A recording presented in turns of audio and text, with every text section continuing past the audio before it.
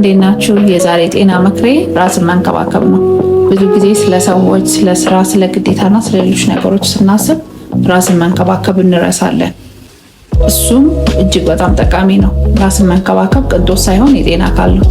ማሳጅ ማድረግ፣ ስቲም መግባት ጥሩ ስሜት ከመስጠቱን በተጨማሪ የጡንቻ መወጣጠሮችን ይቀንስልናል።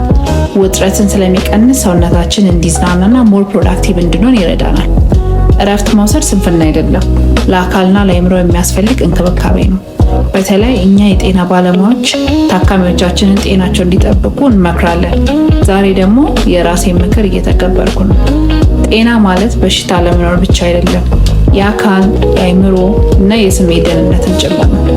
ስለዚህ ዛሬ ራስዎትን ለጥቂት ጊዜ ያስታውሱ፣ ለራስዎት ጊዜ ይስጡ፣ እንዲሁም ይንከባከቡ።